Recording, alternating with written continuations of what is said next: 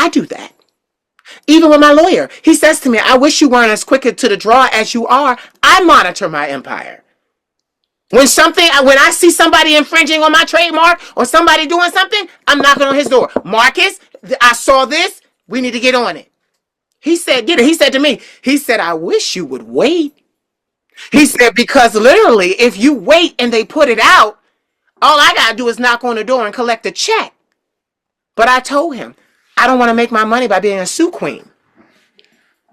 I want to get it before it starts. I don't want you to put it out. I don't want any brand confusion.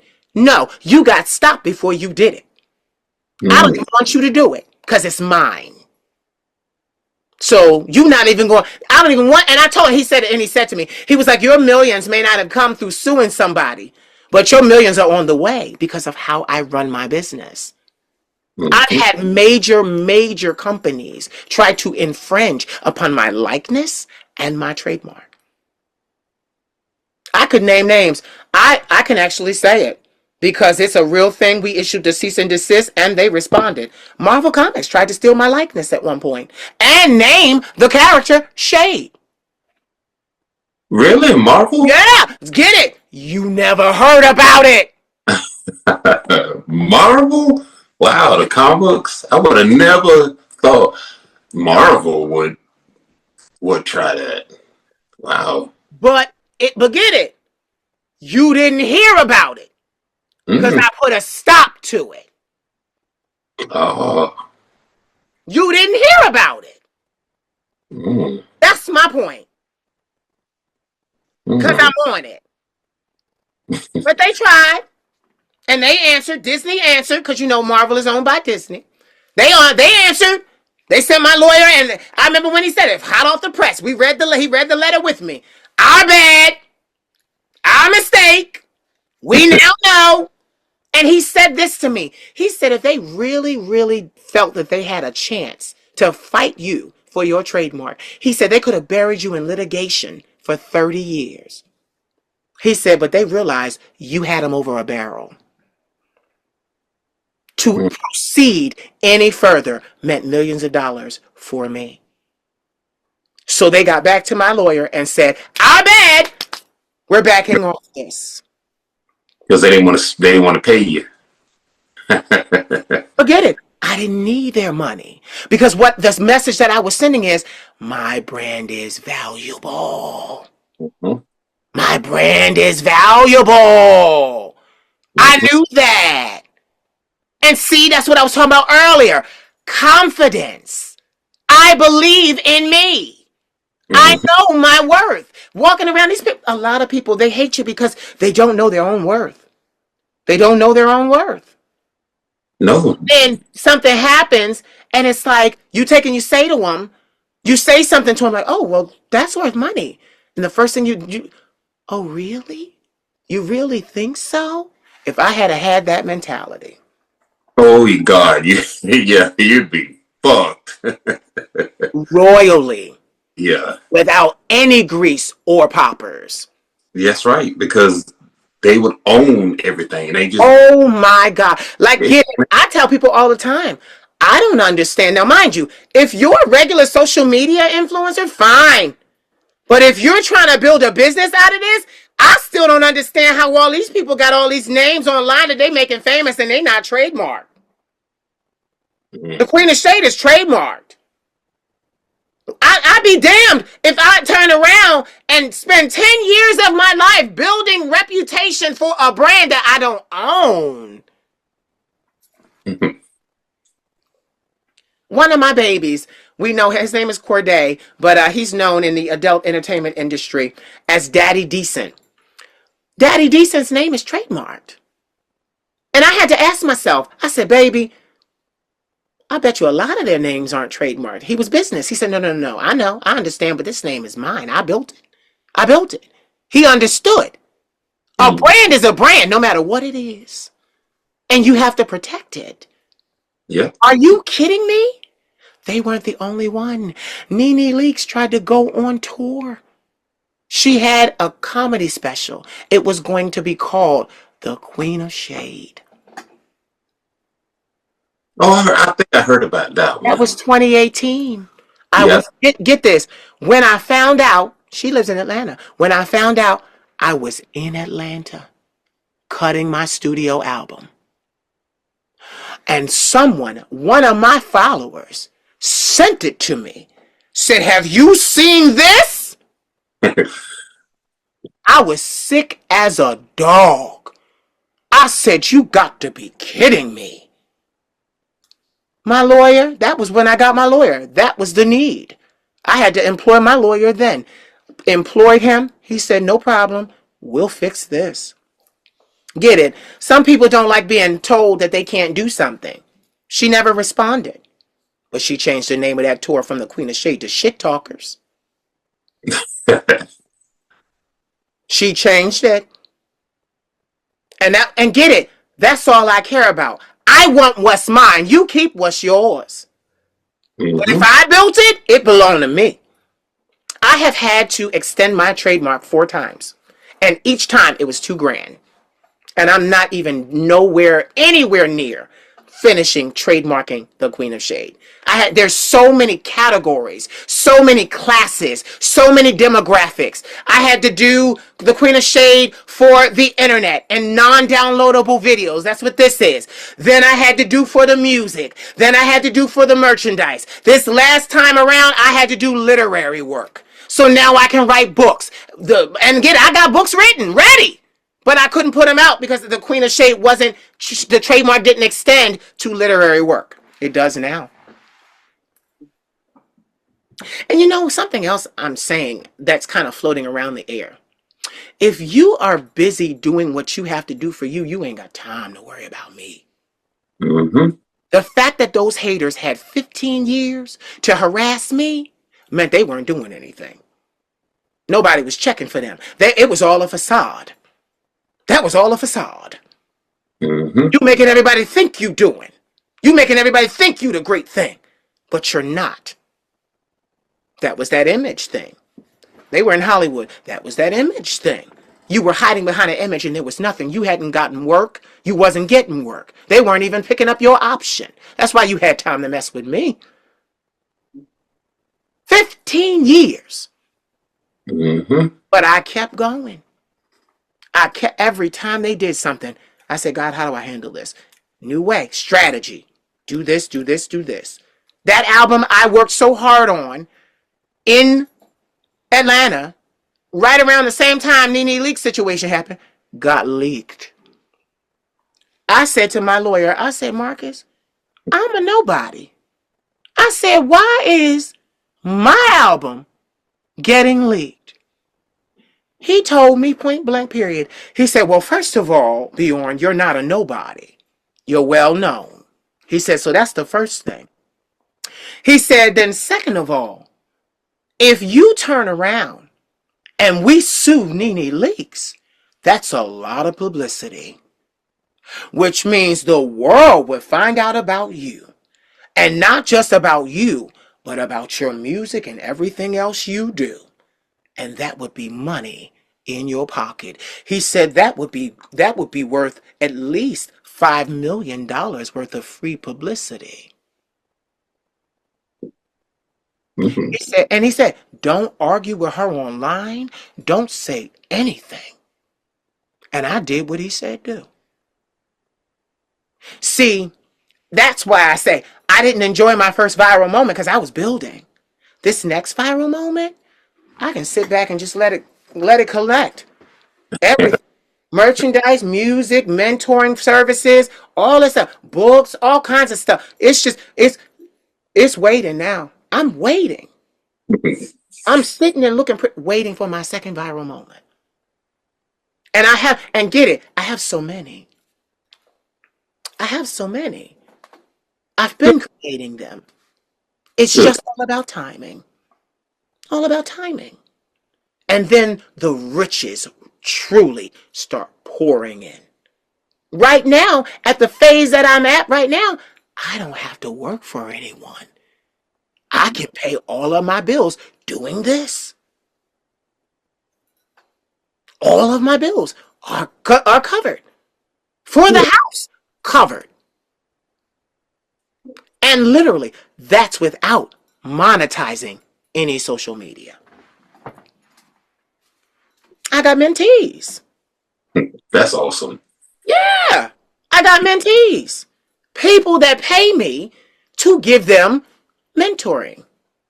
And we Mhm. talk about all kinds of stuff. It's crazy. You're a mentor as well. Talk about all the large community, because as I was getting ready for today, I saw your I saw, like, I was looking at all your classes. There were people, you were doing all kinds of aerobics, you were lifting, you were doing so much. You do a lot. Tell us about your business. Well, yeah, I do. I do. Jesus, like you said, I do classes. I do one-on-ones. I do. I work. I work in the gym. I do a lot. I do a lot of work.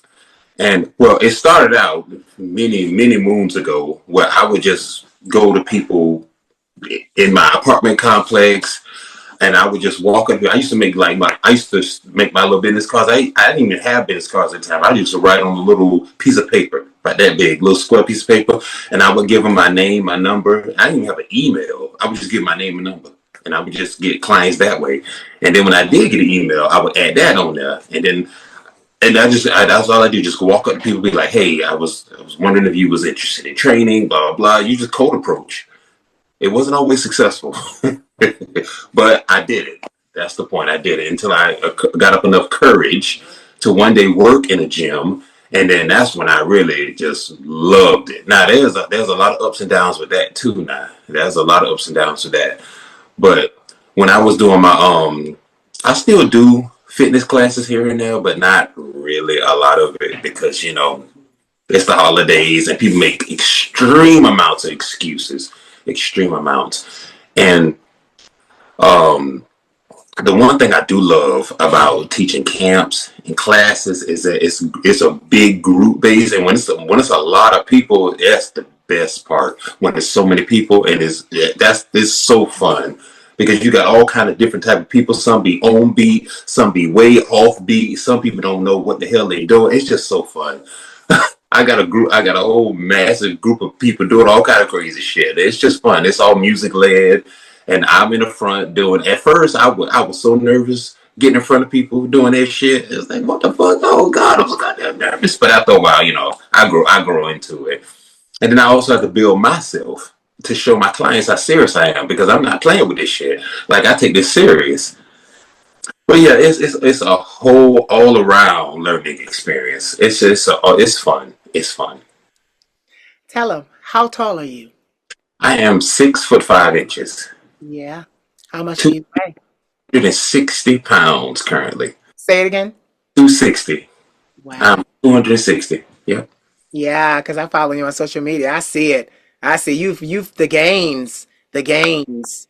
Up over the years. I pick it up a little bit. How'd you do that? Oh Without man, giving it all away because they got to pay you for that. But I'm just saying, like, what did you? Was it more of the lifting, or did you have to incorporate the diet? Like, was it? Do you eat like? Because I know a lot of guys where they're not really healthy because they think they have to put on a lot of weight in bulk, and they eat all the wrong things, all the I never, cheeseburgers, I all the never, hamburgers. I don't ever bulk. Fuck that shit. I do have a free diet. I eat what I want to eat. I Yeah. don't. I don't. I don't follow some shit fad diet. I eat what I want. If I want a hamburger, I'm gonna eat that. If I want some fucking pizza or some seafood or some ice cream, I'm gonna eat that. I don't give a fuck what nobody say. I'm gonna eat the fuck I want to eat. But what really got me thicked up was the weights. I started lifting heavier and taking a lot more rest days. That's what happened with me. Like I only work out right now 3 days a week, and I rest like 4. I sleep. I sleep like a baby. I used to kill my fucking self in the gym. I used to work out. I used to work out every day, 7 days a week. I used to work out, and I'm talking about like intense, like fucking gut wrench and all in. Don't give a fuck. Just go, go, go, and maybe rest 1 day a week. But that was killing me. On top of doing everything else I got going on and working too. So I had to stop that shit because I was dying literally, and I was it was counterproductive because I'm wasting my muscle away. So I only lift right now. I currently lift 3 days a week, and I only lift heavier. I go heavy, and I don't really do a lot of reps. Maybe 5 to 10 up in there, somewhere up in there, and I take a lot more rest in between my sets to give my body enough time to recover. And it's been working. I mean, you see it, shit. You see it. It's been working. You know So, what's funny? I took a weightlifting course in college, and that's exactly what they taught me. There were a lot of football players in that course because it was given in a gym, like in a weightlifting room. And mhm. what we learned was that the athletes, such as yourself, they were not lifting crazy, crazy, crazy, crazy, crazy every day. What they would do was lift heavy for less reps. Yes. I remember at a point in my life, I was in my 30s. My body was the best I had ever seen it. And that's because I would lift crazy heavy weights for only 6 reps at a time. Hmm. A lot of people don't know that. Yeah, a lot That- of people really That's, don't. that's a secret. You Mm. lift heavy for less reps. And you And should. literally, it was like my body just the time that it took was shorter to firm up and tone up. That's why I know exactly what to do. So right now I slim down, but literally I'm gonna slim anyway when I start to lift those weights again. So Mhm. like literally people don't understand your body, it will do everything you need it to do. It's a machine. It take you have to get this right Yeah. and this right. Your body can do whatever it can lift. It can do the weight. You don't have to shock your body if you want to make it grow. Especially when you get up in age, you get a little older.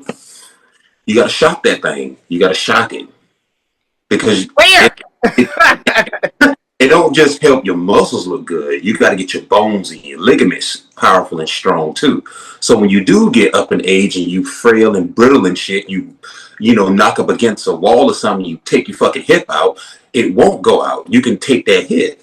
Or if you trip over your shoelaces and you kiss the fucking concrete, it ain't gonna that fall ain't gonna hurt. Yeah, not as much. It ain't gonna hurt. Yeah, you know who else, who comes to mind? We all know her, Ellen DeGeneres. I was watching her special, her recent special on Netflix, right? Mhm. And it was her retiring. But I was floored when she told me she was 66 years old. I didn't know Ellen DeGeneres was 66. Get it? I think that special was 2 or 3 years ago. Oh. Yeah, yeah. Like, but it's what you said. She knew what worked for her body and she stayed moving, dancing all the time, flexing all the muscles, getting all that stuff, the full body. And that's another thing. I didn't really I was taught that you could isolate each muscle, but when I work out, I do more of a full body workout. I Mm-hmm. start with chest and I work my way down.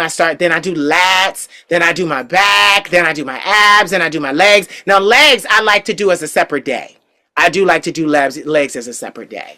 Yeah, you kind of have to. Those are big muscles, and they get sore, and then it kind of hurts to do literally everything. And it's the seventh pit from hell. But I love working legs. I didn't used to always like working legs. I had nothing back there, no ass, no nothing, no legs, no nothing. I used to always be from the stomach up. And then I had one comment way back in the day. One comment. Somebody told me, Evan, you ain't got nothing back there. No legs, no nothing. And that shit took me to a whole new height. I was like, all right, goddamn it, legs every day from now on. Now I absolutely have a whole respect for legs. I do legs on separate days as well. I'll do 2 days upper body, and then 1 day legs, or I do 2 days legs, 1 day upper body. Fuck that. You ain't gonna tell me I ain't got nothing back there. Now I got that. Cause That's hilarious. I, I stop back there. Now I'm just as thick as I've ever been. That's so funny. No, no, yeah. Yeah, like no. I never, you know what's so crazy? Because I hit like I do, legs I lift heavy too. See, yeah, I would lift heavy on legs too, less reps. I Mm. would do that and literally it would be like get it. I remember this trainer years ago. It's when we had Bally's. They all became LA Fitness now, right? Yep, they all LA. Yeah, so I remember when we had ballets, I used to go in, mind my business, have my music in my ear, and literally just go in. I never spent more than 45 minutes in the gym. And I remember this trainer tried to fight me because he was like, man, you don't spend a whole bunch of time in here. You spend less than 45 minutes every time you come and you look like that. What's your secret? And I was like, mind your business. Damn, why would you get mad over that? Yeah, he wanted because literally his clients, personal trainers and gyms sometimes they need that clientele. They don't want you to take their clients. Oh, So that's his clients started asking like, "What's he doing? What's mm, he doing?" And get it. It was no secret. You saw my whole routine. Why would you even need to come up to me and ask me what I'm doing? All you have to do is watch me. mm-hmm. And see, I'm one of them people. I don't like see, I think we have this in common. I don't like stupidity. No, Like if you're watching, okay, weightlifting is a physical action. You yep. have no business asking me what I'm doing. Just pay attention. Yeah, just watch. Just look. You'll get it. And every day I went in that gym, I would alternate machines, do what I had to do, and run out of there. It was literally no more than 45 minutes. Mm-hmm.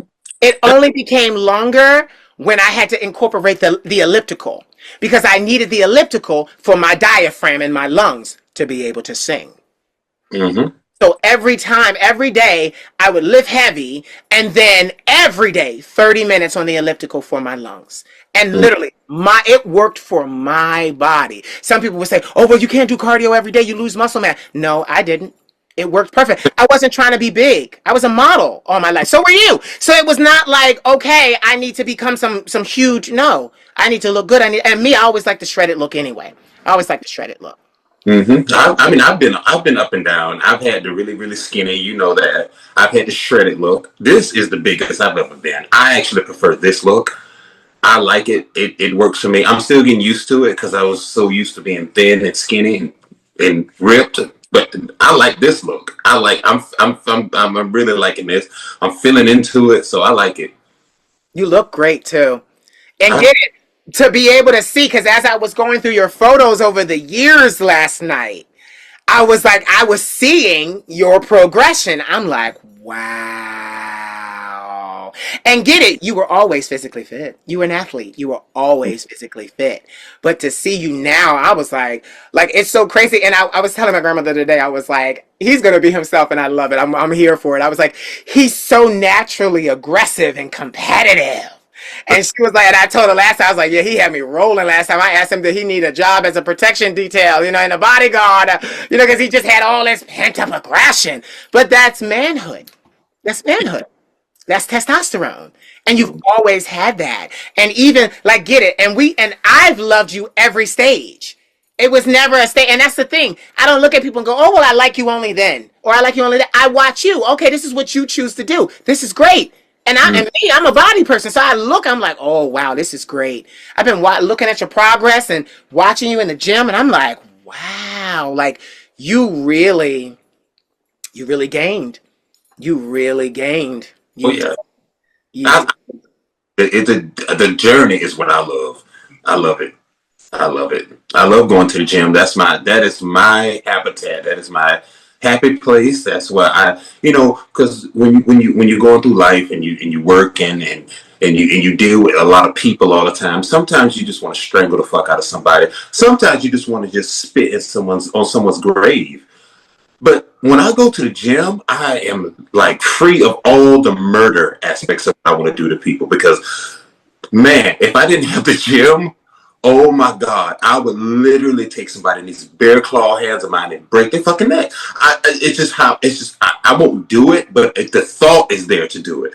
That's why when I go to the gym, I give all that energy to the gym, and I don't have to do those things to people. I could just kill my own self and work out hard, and then I build this.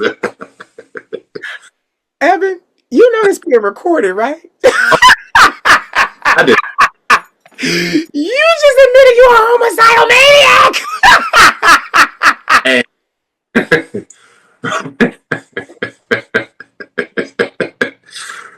No, but no, I respect it. No, because you know what it is too. Everybody in this world is so quick to spew hatred. And yeah, when you're trying to go through the world and you're naturally a positive person, what I hear from you, it's a guard. You keep your guard up. oh, And I, mm-hmm. it's extremely high. It didn't used to always be like that. My guard was really low. It was because I was always I've always been a people person. I still am a people person. I like people. I really do. I'm social, but it's this whew, nowadays. It's challenges to that shit. Like you got to be very careful who you socialize with because the shit you talk to somebody, they go run and tell. It's just a bunch of drama, and I don't deal with drama. I just have very low tolerance for drama and disrespectful, ungrateful people for no reason. If I'm not giving you that energy, why do I need to receive it? If I'm not talking to you in a slick ass way, or if I'm not speaking to you in a certain way, why do I need to hear it? Why am I getting it? And then when you give that same energy back, it's like, oh, what's wrong with you? You're this, you're that, you're a nasty person, you're evil, you're hateful. No, I'm not. I'm just defending myself. I'm not gonna allow somebody to speak to me in any kind of way, male or female. Yeah. Yeah. Equal rights and lefts. Fuck that shit.